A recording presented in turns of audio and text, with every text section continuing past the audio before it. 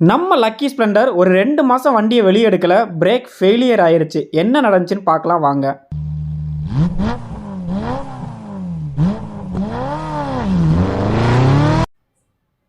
வணக்கம் நண்பா, நான் உங்கள் எம்கே. ஸோ இன்றைக்கி இந்த வீடியோவில் நம்ம வண்டியில் என்ன நடந்துச்சு அப்படிங்கிறத தெளிவாக கொஞ்சம் டீட்டெயிலாக பார்க்கலாம். ஸோ 2 மாதம் வண்டியை வெளியே எடுக்கவே இல்லை.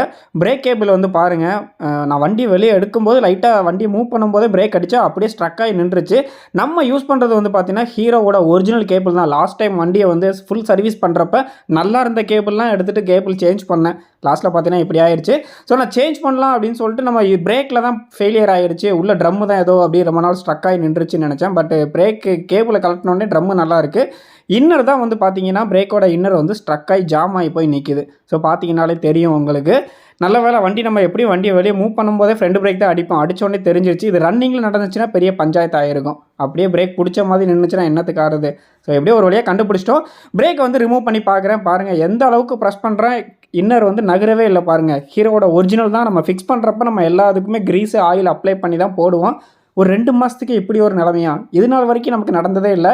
லாக்டவுன் டைம்லலாம் வந்து பார்த்திங்கன்னா வண்டி ரொம்ப நாள் எடுக்காமல் இருந்தோம். அப்போலாம் கூட இந்த மாதிரி இஷ்யூ வந்ததில்லை. இந்த டைம் என்னென்னு தெரியல. நல்ல வேலை ஃபஸ்ட்டே வந்து நம்ம அதை கண்டுபிடிச்சிட்டோம். கேபிள் சொன்ன மாதிரியே வந்து பார்த்தீங்கன்னா நல்ல கேபிள் தான் நம்ம யூஸ் பண்ணோம். நல்லா இருந்த கேபிளையும் லாஸ்ட் டைம் சர்வீஸ் பண்ணுறேன்னு சொல்லிட்டு இருக்கிற கேபிள்லாம் சேஞ்ச் பண்ணி வச்சுருந்தேன். அப்படி இருந்து நமக்கே இந்த நிலமன்னா மெயின்டைன் பண்ணாமல் இருக்கிறவங்களுக்குலாம் எப்படி இருக்கும்? ரொம்ப நாள் வண்டியை நிப்பாட்டியிருந்தீங்க அப்படின்னா எடுக்கிறதுக்கு மட்டும் ஒன்ஸ் எல்லாமே செக் பண்ணிவிட்டு வண்டி எடுங்க. கைவசம் இப்போ நம்மக்கிட்ட கேபிள் இல்லை. நம்ம ஃபோர்க்கு ரைஸ் பண்ணுறப்போ வந்து பார்த்திங்கன்னா நிறையா ஆக்டிவாவோட கேபிள் வாங்கியிருந்தோம். ஸோ அதைத்தான் இந்த டைம் வந்து இப்போ டெம்பரவரியாக யூஸ் பண்ணிட்டு வண்டியை வெளியே எடுத்துகிட்டு போக போகிறேன். அதுக்காக ஃபஸ்ட்டு வந்து இந்த பழைய கேபிளாக எடுத்துகிட்டோம். ஆல்ரெடி மேலே வந்து நம்ம ரிமூவ் பண்ணிட்டோம். இந்த கேபிள் எந்த வழியாக ட்ராவல் ஆகி வருதுன்னு சொல்லிட்டு அப்படியே எடுப்போம். வெளியே வேறு போக வேண்டியது இருக்குது. அவசர அவசரமாக எடுத்தேன். உள்ளே ஏதோ ஒரு ஒயர் லாக் ஆயிடுச்சுன்னு நினைக்கிறேன். ஒரு வழியாக அப்படி இப்படி எடுத்தாச்சு. ஸோ 2 மாதம் கழிச்சு வண்டியை வெளியே எடுக்கலான்னு பார்த்தா இப்படி ஒரு சம்பவம் ஆகிப்போச்சு. ஓகே, மேலே ஃபுல்லாக ரிமூவ் பண்ணிவிட்டு கீழேயும் வந்து பார்த்திங்கன்னா ஆல்ரெடி கழட்டி விட்டுட்டேன். ஸோ வந்து பாருங்கள் கேபிள் இப்போ புதுசாக ஒரு கேபிள் எடுத்துருக்கேன். இது பாருங்கள் லைட்டாக ஒரு சிங்கிளாக லைட்டாக டச் பண்ணாலே மேலே கீழே போயிட்டு வருது. பட் அது எங்கே ஜாம் ஆச்சு, எப்படி ஜாம் ஆச்சுன்னே தெரில. அப்படி நான் இது நாள் வரைக்கும் ஃபேஸ் பண்ணதே கிடையாது. இது வந்து நமக்கு ஒரு நல்ல பாடம். வண்டி நம்ம ஆல்ரெடி நம்மக்கிட்ட நிறையா வண்டி இருக்குது. ஒவ்வொரு வண்டியை எடுக்கும்போது கரெக்டாக கண்டிஷன் இருக்கான்னு செக் பண்ணிவிட்டு தான் நம்ம வெளியே எடுக்கணும். ஸோ இது பாருங்கள் எப்படி கிளியராக இருக்குது. இது எவ்வளோ புல் பண்ணாலும் நகரவே இல்லை. இந்த கேபிள் இப்போதைக்கு தேவையில்லை. இதை தூக்கி தூர போட்டுடலாம். இந்த கேபிளை வந்து அப்படியே ஃபிக்ஸ் பண்ணிடலாம். ஸோ நீங்களும் வண்டி ரொம்ப நாள் நிப்பாட்டுறீங்க, இல்லை ஒரு 1 வீக் ஆனால் கூட செக் பண்ணிக்கங்க. இது ஆக்சுவலாக 1 மந்த்துக்கு கொஞ்சம் தான் ஆயிருக்கு. அதுவே இந்த மாதிரி கண்டிஷன் ஆயிடுச்சு. ஓகே, புதுசாக கேபிள் எடுத்து மறுபடியும் வந்து அதில் வந்து ஆயில் அப்ளை பண்ணுறேன். நீங்கள் வந்து பிரேக் கேபிள் ஆகட்டும், இல்லை கிளச் கேபிள் ஆகட்டும், ஆயில் இல்லை க்ரீஸ் அப்ளை பண்ணிக்கலாம். த்ராட்டில் கேபிள், அதாவது ஆக்சிலேட்டர் கேபிளில் மட்டும் நீங்கள் வந்து மேலே மட்டும் நீங்கள் க்ரீஸ் வைங்க, ஆயில் விட வேண்டாம். மற்ற எல்லா கேபிளுமே ஃபிக்ஸ் பண்ணுறதுக்கு முன்னாடி நீங்கள் ஆயில் விட்டாலும் சரி, க்ரீஸ் அப்ளை பண்ணாலும் சரி பண்ணிவிட்டு பண்ணீங்க அப்படின்னா ஒரு நல்ல விஷயந்தான். ஓகே, ஃபைனலாக அதில் இருக்கக்கூடிய அந்த போல்ட்டை நம்ம ரிமூவ் பண்ணிவிட்டு அப்படியே ஃபிக்ஸ் பண்ண போகிறோம். கீழே வந்து ஆல்ரெடி ரிமூவ் பண்ணியாச்சு. எனக்கு ஒரு சின்ன சந்தேகம், ஒருவேளை ரொம்ப நாள் அப்படியே நின்னதுனால ட்ரம்முக்குள்ளெல்லாம் அப்படியே ஒரு மாதிரி ஏதோ இதாகி பிரேக்குக்குள்ளே தான் பிரச்சனை, ஷூ தான் பிரச்சனைன்னு நான் நினச்சிக்கிட்டே இருந்தேன். பார்த்தீங்கன்னா கேபிளோட முடிஞ்சு. நல்ல வேலை, உடனே நம்மக்கிட்ட ஆல்டர்னேட்டிவாக கேபிளும் இருந்துச்சு. உடனே எல்லாமே ரெடி பண்ணிட்டோம்.